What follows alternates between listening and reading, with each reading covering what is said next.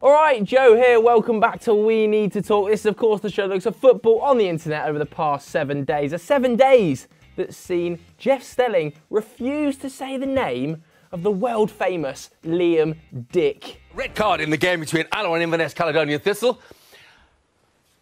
Alloa have had a player sent off. Portsmouth leading the FA Cup against Altrincham. And Ben, I'll get the sack! Danny Mills kill off Arsenal. Wasn't this week, but didn't have any of us. Very difficult game. Very difficult game. Very difficult game. Very difficult game. Very difficult game yet again. Maybe the easiest one of the lot against Arsenal. And one of the best saves you're ever likely to see from the Northern Irish Championship.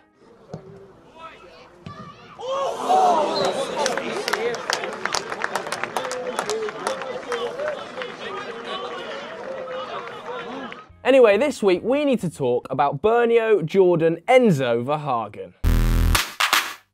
Ladies and gentlemen, settle in, relax, because this is a little bit of a long story about Bernie Verhagen, a 25-year-old striker who this year made his own dreams come true. That's because he signed his first ever professional contract. What a moment for the footballer with Moldovan club FC Dynamo Auto Tiraspol back in January. What a day that must have been. What a proud moment to tell all of his family.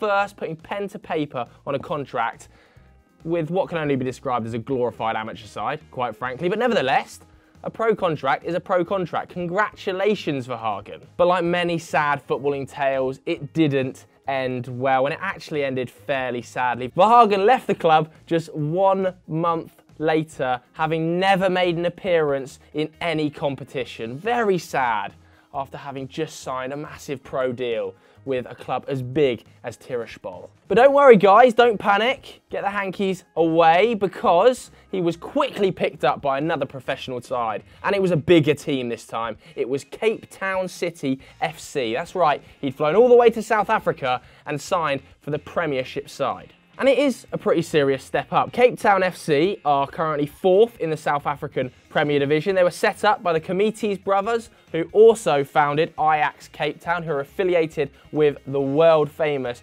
Ajax Amsterdam. And they have ex-Ajax and ex-Feyenoord players within their current squad.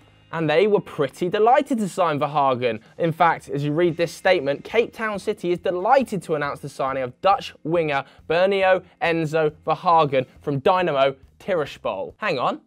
Alarm bells should immediately start to ring, because wasn't he released by Tiraspol after never making appearances? Yes, he was. How has he now been signed from a club he was no longer at? Nobody knows. But it could have just been an error in translation. I don't want to delve too much into it just yet, but again, just under a month later, Verhagen left the club, and there was little to no mention as to why he'd gone. Maybe it was just a coincidence. You know, maybe the player just didn't fit with either Tiraspol or with Cape Town. It could well happen. You never know. Next, he took off and landed in South America, this time in Chile for Premier Division side Audax Italiano, who are also a very decent outfit. They've won the Premier Division in Chile 4 times. They've been runners-up a further 8. So by no means mugs. And in they bought Verhagen. In fact, they unveiled him, they trained him, and yet, you guessed it again, just 1 month later, he was out the door under mysterious circumstances without a club statement, and ended up signing another professional deal just a few weeks later. This time, it was with Viborg FF, who are a Premier Division side in Denmark. And this is where things quickly started to unravel for Verhagen. Because upon his arrival, there was clearly a bit of a buzz in the city. Look at this statement. VFF have signed a contract with 25-year-old Verhagen, who will join the club from Chilean Audax Italiano. Again, doesn't quite make sense given that he was released by that club just a couple of months ago. They also go on to say Verhagen has previously played in the best series in South Africa, never made an appearance, and in Moldova, never made an appearance. We are pleased that we have succeeded in making a deal with Jordan, who is a lightning fast and aggressive player who will fit in well here and can cover all 3 offensive positions in our game system. Oh dear. because upon that statement, a journalist called Sam van Raalte for Vice started to do a little bit of digging, and he wasn't unearthing nice things. He was unearthing a lot of skeletons in Verhagen's closet. Because it turns out his first club in Moldova that he signed for, that first professional contract we spoke about that must have made him feel so good, have erased all trace of his time at the club, deleting all squad lists from when he was there and even removing the original statement they put on the website. Suspicious. FC Cape Town's chairman confirmed they only signed him based on pictures they'd seen online that were shown to his chairman and the recommendation of a major law firm. Never saw him play, and he never played a game for him. One player at Cape Town even confirms that Verhagen was left out of training, and after watching a number of sessions, they simply removed him from the side.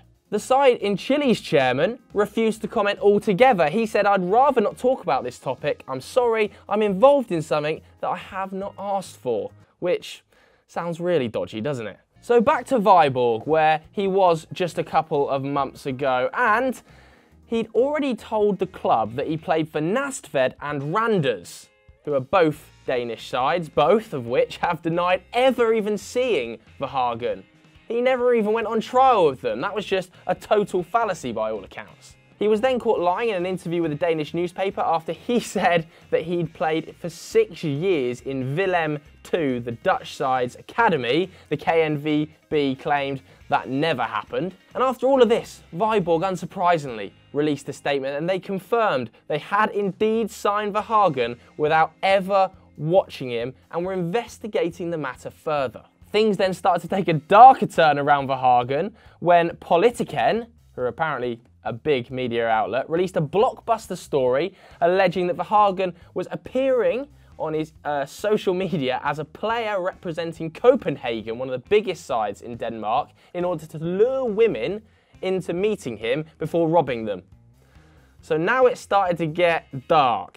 He's conned 3 clubs by the looks of it. He's currently in the process of conning a 4th, and he's also conning women. The final publishers that were investigating this is a website called Bold, and they released another story, this time claiming that the agent that had sent Verhagen to these clubs, i.e. Cape Town and Tiraspol, was actually a fake agent pretending to represent one of the biggest law firms in the world, the Stella Group, who represent footballers like Gareth Bale. Obviously, upon realising that Viborg had been duped, they ripped up Verhagen's contract immediately. They tried to get rid of all information regarding him and distance themselves as much as they could from the fraud footballer. They're now claiming that they never paid Verhagen a penny and are looking at a legal solution to the problem after claiming that their reputation has been detrimentally affected, which, to be fair, it does seem to have been. However, Verhagen has claimed all of this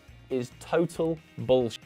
Which is interesting because he has subsequently, in the last few days, been arrested by the Danish police on suspicion of robbery, abuse and threats to a number of people, and is currently in custody until December the 16th, but plans to appeal the decision.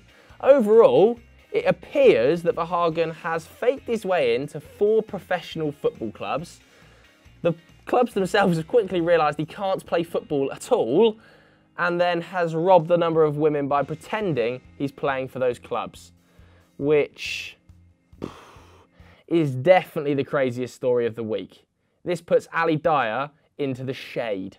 Moving on to the good, the bad and the ugly. The good this week is all about Arsenal and their mascot. Now, you might well have seen a clip from earlier in the week in which Arsenal players appeared to ignore a young mascot who was waiting for them outside the changing room. However, this has been disproven by Callum Chambers, who posted a number of photos of him and other players with the mascot, saying the cameras sometimes only show one side of the story. Aubameyang also came out to say it was total bullshit. Great to see Arsenal supporting this young mascot like this and giving him a day he'll never forget. This is just another example of don't believe everything you read on the internet. The bad this week is all about Antoine Griezmann, because Atletico Madrid are now facing a stadium closure after a number of fans were caught chanting that they hoped Griezmann died during the Barcelona versus Atletico game. Spanish radio has been talking about this all week, and if they're found guilty, they will face up to a 3-game stadium ban. This is just never nice to see. Yes, he might well have joined your rivals, but to go and chant about him dying in the stadium, grow up. Moving on to the ugly, it's all about Corriere dello Sport and that front page. There's not even any point talking about it. What is going on with Italian football that they think this is acceptable? A major media outlet putting something like this on the front page of their newspaper in 2019. Wow, state of them.